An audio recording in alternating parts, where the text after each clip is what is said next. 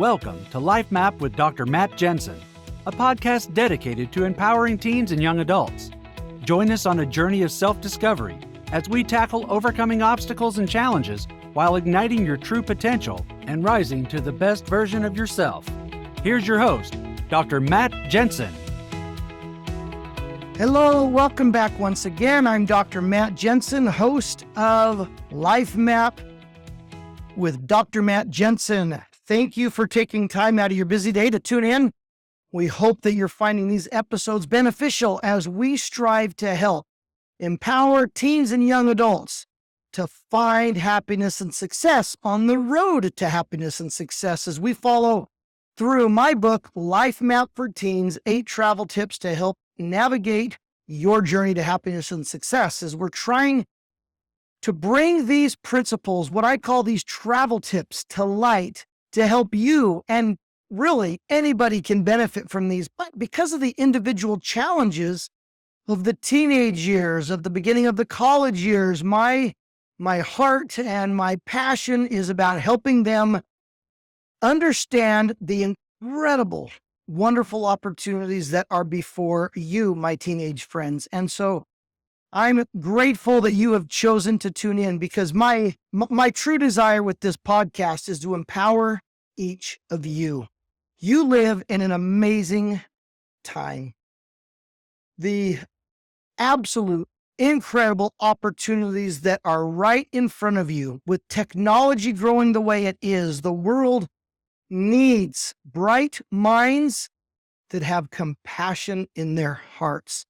And when we couple those two things, that's one of the recipes, or one of the ways to define happiness and success. So as we continue along our journey, we're going to talk about another important travel tip today, and I'm going to introduce that with a story, as I usually do on these episodes. This is a great story.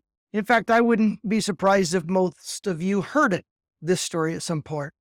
Courtney Potts, a young mother of 2, was on her way home with her 2 young children in the back on a busy highway when she suddenly felt the pop and the pull of a blowout flat tire.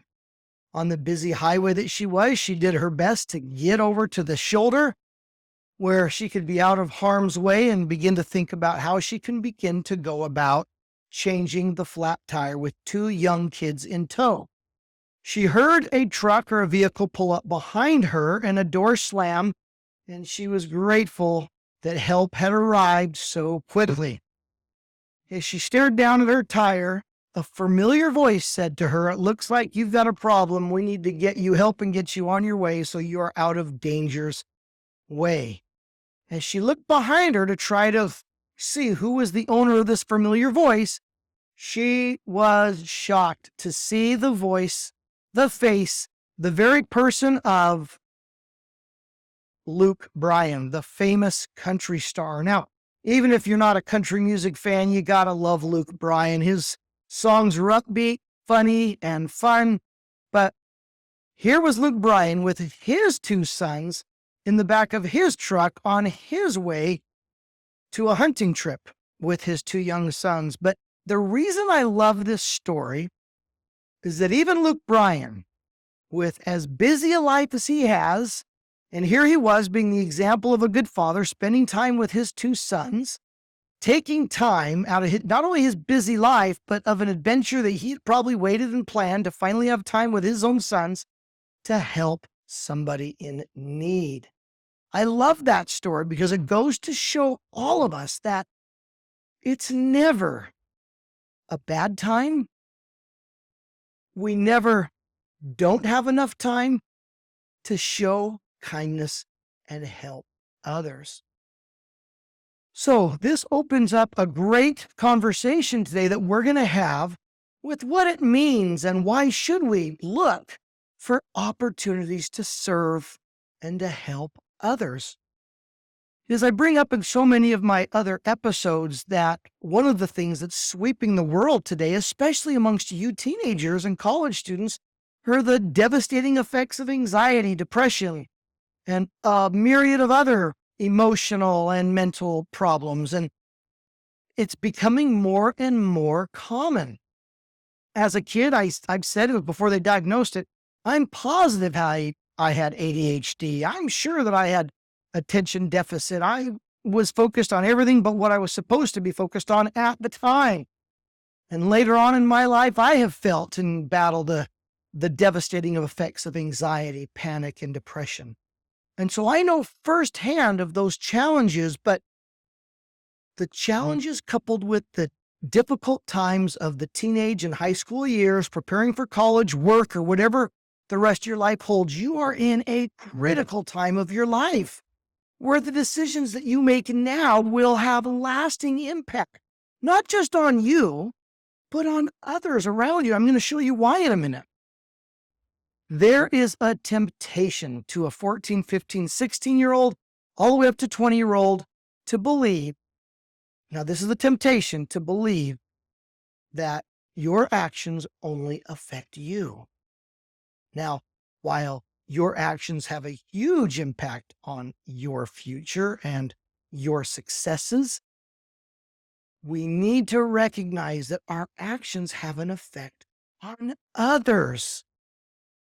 So let me give you an example. You're walking down the hallway in high school, and one of the less popular students is being teased or being abused some other way, whatever. Teased is another form of bullying, right? And you see it and you just shake your head and you go on your way and you say, well, I'm not, you could say to yourself, I'm not participating in the bullying. And so it doesn't have anything to do with me. But what if you would have been the one to say, hey, come on, let's leave this girl or boy alone and let her go to class? You could have been a savior that day. And perhaps many of you have done that type of thing. And you have been involved in trying to help somebody else by giving a random act of kindness. Random acts of kindness are not just nice things for other people, but I'm here to tell you they are profoundly important in our own cognitive and emotional development. Even if we're adults, young adults, whatever it is, we can grow as a person when we begin to look outside of our own sphere of existence. When we begin to look at others' needs instead of our own, we open ourselves to a world of reward and benefit that we are not even aware of that exists. It's true. We are so focused on what we need to do to get day to day. Now listen, even if you're somebody who struggles with getting food on your table every day, who doesn't have enough money to pay for gas in your car, there's always going to be an opportunity where you can focus or shift your focus from your own demise, from your own challenges to the challenges of others. Now, why would I ask you to do that? Why would I ask you to focus on the needs of others when your own life, when your own existence might be extremely difficult and that you just can't, it's hard enough to get from one day to another? And I'm going to tell you, the answer and the solution of your own problems lies in the service and showing kindness to others. Many of you know who Anthony Robbins is, famous business leader, business advisor and coach and life coach, and seems to have great news and stories and resources for anybody in life. One of the sayings that he gave that has stuck with me for a long time is, the secret to living is giving. When we recognize that serving others, trying to help somebody else and looking beyond our own wall of problems and needs and stresses, that it's a camouflage, that when we focus on the needs of others, our needs just seem to either be met or seem smaller. Now, I'm not here to just put a warm fuzzy on the fact that if we just focus on the needs of others, our problems go away. No. That's not what I'm saying. What I'm saying is that when we look beyond our own problems go from our front up close vision to our peripheral vision. And when they're in our peripheral vision, it may not seem as devastating or as bad as we thought it might be. So let me just give you a quick list of things. And I'm not talking about, I'm going to share a study with you that shows that the true benefits of giving of ourselves, it does not lie in major, huge acts of monumental, miraculous acts of kindness and giving. No, the true benefit lies within this little, tiny, everyday acts of kindness. For example, just smiling at somebody, making eye contact down the hall, down the street, eye contact with a smile. What does that say to the other person? It says, I see you and I care, right? Holding doors open for people who seem to be having their arms full. If you're at home and you're a teenager, putting your dishes in the sink. Heaven forbid, putting the rest of the dishes in the sink into the dishwasher. You want to truly shock your mother or your father or your caregiver, whoever it is you live with?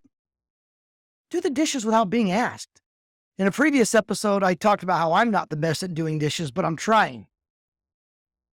But when you do the unexpected for others, it's not just a benefit that they receive, right? We've all been the recipient of acts of kindness. I have, and I am overwhelmed with gratitude when somebody, even so small, does something just so small, just to show kindness and consideration to me. That feeling is unbelievable. But the true benefit is what happens to us, to our hearts, when we are willing to give of ourselves, even in the smallest ways. One of the true benefits that comes from helping others are health benefits alone. Did you know that there are overall health benefits when we choose to give of ourselves in one way or another? It's true. When we focus on the needs of others, it's been documented many ways that our own anxiety, depression, problems, and stress, those levels go down. It doesn't go away. It doesn't heal them, but it goes down. And I don't know about you, but on days where I'm feeling awful stressed or I'm feeling awful sad, if I could just get a little bit of that weight off my shoulders, it could make a huge difference in my day. So imagine if you could have an answer to the times when you're feeling the most stressed and the most worried. What you can do is to show kindness to others. Now, I want to share with you in a crazy study I came across the other day. In fact, I did an Instagram short on this because it was so, it was so amazing to me. There was a study done on baseball trading cards from the year 1952. Now, it wasn't done in 1952. It was on the cards whose players' pictures appeared on them in 1952. It was done I think just a few years ago. And you'll see why it had to be done so long after those cards were compiled. If you're not familiar with that, it was the rage. I think it still is. Every year, every team, there's the player's year player photo is on a trading card with stats and information. Well, back in the 70s and 80s, this was the scream. In fact, baseball trading cards from way back time are very rare, so they're worth a lot of money. Mickey Mantle's card, I think at one time was worth well over $1 million, and was one of the most valuable trading cards ever. So it's there's a hobby to it, some value and investment to it. But they did this study and they took baseball players and they placed them into one of three categories. The players that were on baseball cards from the year 1952, and this is how they judged them. They put all the players into one pile whose picture on that card they were not smiling at all, and they put all of them into one pile. The next pile was those that showed a partial smile. I don't know how you judge a partial smile from a real smile, but they had their criteria. So they placed all those cards into a pile of partial smiles. And then they put all the players who had a full-blown, full ear-to-ear smile into a third pile, right? And that's what they did. And then they went back and they found the age of death, how old they were when they died, okay? I know this is kind of a little bit of a morbid story, but the results are amazing. The average lifespan of those in the baseball cards that did not have any smile, their average lifespan was 72 years old on average. Those that had a partial smile had an average lifespan of 75 years, 3 years difference. And those that had a full-blown smile, the average lifespan was like 79.5 years, nearly 80 years of age. So what does that tell you? Those that don't smile compared to those who have a great smile, that could add 8 years onto your life. Isn't that amazing? I found that remarkable. And how easy is it to just smile every day? How easy is it to just smile every day? You know, even Forbes magazine quoted a study from Psychological Bulletin, a big psychology research periodical or publication, found that by regularly giving small acts of kindness, it gives the person who gives that random act of kindness a greater sense of well-being. We feel healthier. We feel better about ourselves when we serve and give others. Think about the last time you gave service or helped somebody, even just a few hours ago or earlier today when you held a door open. Didn't that feel good? It felt great, didn't it? The last time you decided to smile at somebody, the last time that you went out and helped somebody move a heavy piece of furniture, or you helped somebody with their groceries out. I could go on, the list goes on. And I don't want to limit acts of kindness to what I think that they are, but anytime you look outside of what you need and you help somebody with what they need. Now, here's the trick, right? Sometimes people aren't aware of what they need. One of the greatest health benefits is the benefit to the person receiving the help and the net effect that has on you. In fact, Carolyn Flack, a TV personality in the United Kingdom, said this: in a world where you can be anything, be kind. This was her final quote on social media before she took her own life. I'm here to tell you, my friends, that while we've been talking about the great benefits that showing acts of kindness have on us, what we may never know is how desperately somebody needs that random act of kindness. You may never know that you could save a life by being kind, just as Ms. Flack said. I don't know about you, but there's a lot more people I can smile at. There's a lot more people I can give a neighborly hello to every day. And there's a lot of people I can just give some simple words that say, what can I help you with?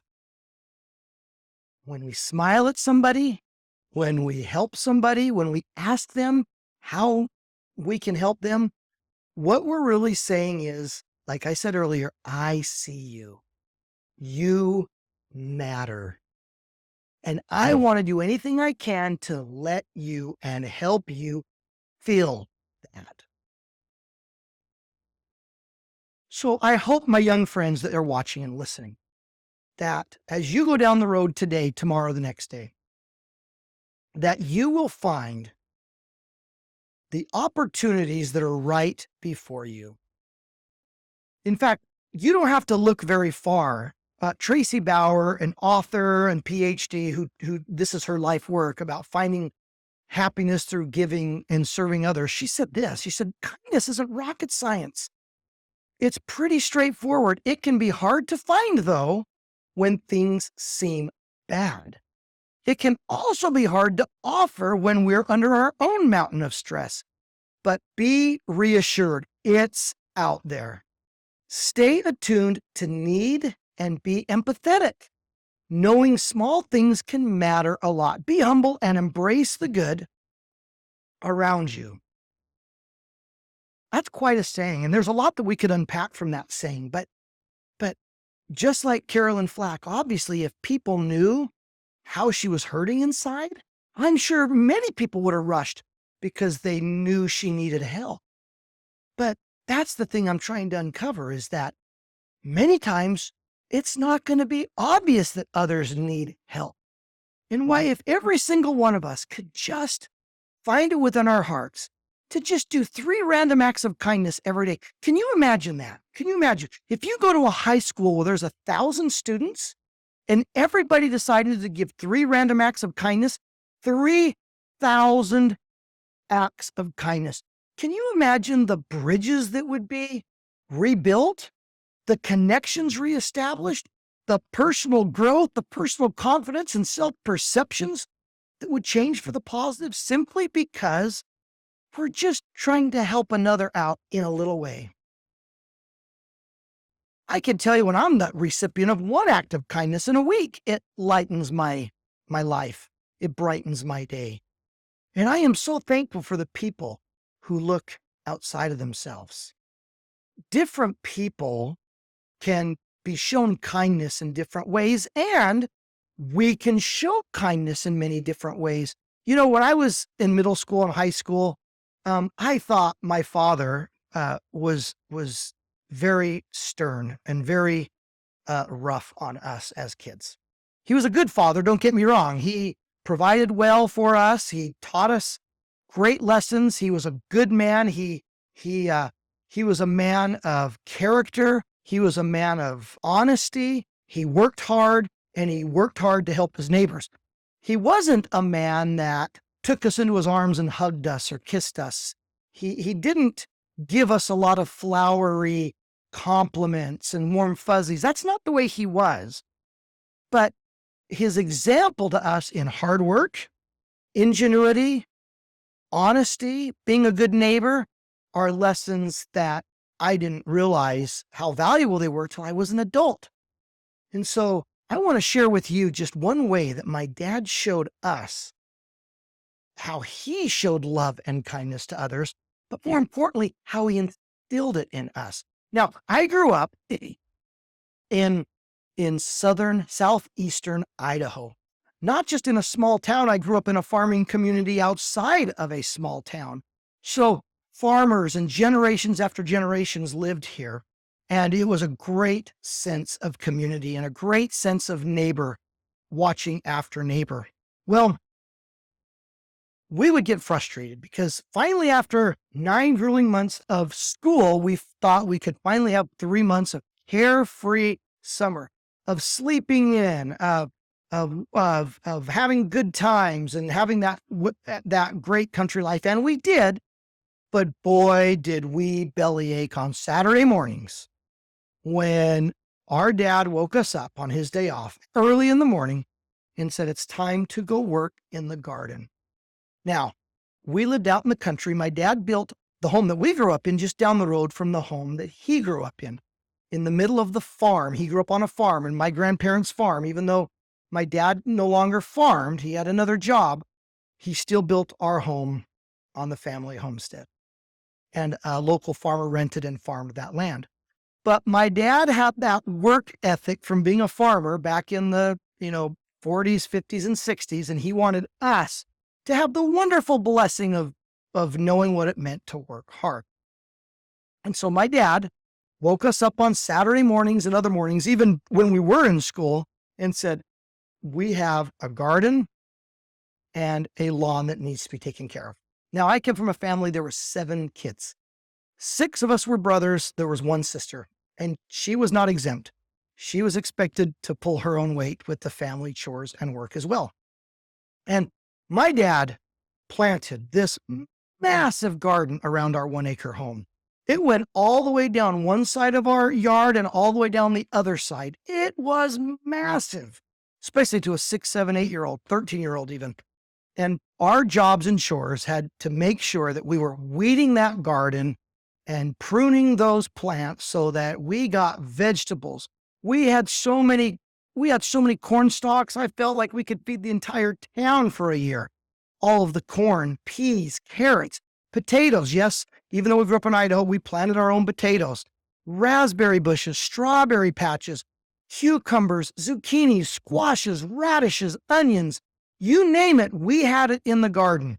And we would hoe and weed one section and another section and another section. Then before we knew it, a month had gone by. It was time to go back and take care of the other section. It was an unending process to do that. One vacation we took every year was my dad would take us up to Island Park, where when they would slash and cut trees to thin them for future growth, they would sell off these big pile of lumber to people who wanted to come cut it up and use it for firewood. So my dad would purchase that with his brother and my uncle and my cousins, and we'd go up and spend a week camping, but we would work sawing and stacking and hauling wood the whole week so that we could have the wood we needed for our fireplace.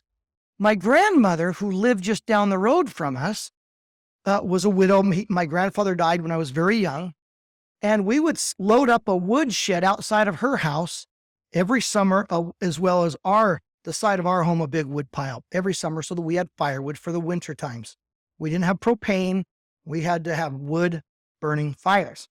Well, when we didn't have a garden, when the winter came, we had the wonderful job of bringing wood from outside to the inside porch of our home so the wood could dry and melt the snow, so we'd have dry wood for the fire. And we would go down to my grandmother's house and we would haul wood from the woodshed to her inner patio so that she had wood to keep her warm in her fire. But as an 8-year-old or 9-year-old, even as a 13 or 14-year-old, I thought it was terrible that our Saturdays, our glorious day off to watch cartoons, had to be spent for 4 to 6 hours working either in the wood or in the garden or whatever it was. And I thought that was just cruel and unusual punishment that my dad gave us. Well, it wasn't until years later that I looked back and I realized what was truly happening. There was no way our family could eat all of that food, all of those vegetables from that garden. There was simply no way. It would have gone bad. But one thing that we did in the fall time was Dad would bring in a lot of the vegetables into our garage where it was cooler. And then once a week, every week or two, he would double bag some brown bags, grocery bags, and we would fill it with extra vegetables, and we would take several of those bags to widows or to families that seemed to have a little bit more struggles than we did. And of course, as a kid, I didn't appreciate it then, but looking back, I now realize that what my dad was doing was teaching us to look after the needs of others. The people who received the grocery bags of vegetables were so thankful. My grandmother, every Saturday when we would refill her wood box in her patio with wood, would have warm, homemade wheat bread and butter for us as a thank you. And the look on her face and the gratitude, because in her old age, there was no way she could have gone out into that cold, snowy weather and brought in the firewood each week. But that she had grandsons that would do it for her, she was grateful, and we saw it in her eyes. I am thankful. I am so thankful, and I've got weaknesses still, and I know that there's so much more I could do for others, but at least the lessons were taught to me. And I invite you that are listening or watching, to find a way to look inside of yourself and ask yourself this: what can I do to lighten somebody else's burden today? Even if that's just offering that unpopular kid in the hallway an encouraging smile whenever you see them. If you did it every day, there would become a secret bond formed between the two of you. If you found a way to hold a door open at a grocery store, at a department store for somebody who's pulling in a cart, or if you just simply ask somebody, is there something I can do to help you? Random, simple acts of kindness don't have to be difficult. But if we get in the habit of doing it and offering it, we can not only, perhaps, even if it's not save a life, by brightening somebody else's day, we continue to grow the seeds of ability within our own hearts, within our own existence. The health benefits that come upon us when we are willing to lift another. And students, high school students, college students, you're busy. You're going through difficult times. You've got so many voices in your heads and so many different challenges. But if you will take time to help another and to find a way to look outside yourself, you will actually find yourself. You'll grow to have a greater sense of self-worth, of self-esteem, and that, my friends, will propel you to a greater degree of happiness and success in the long run. That is the travel tip I leave you with today.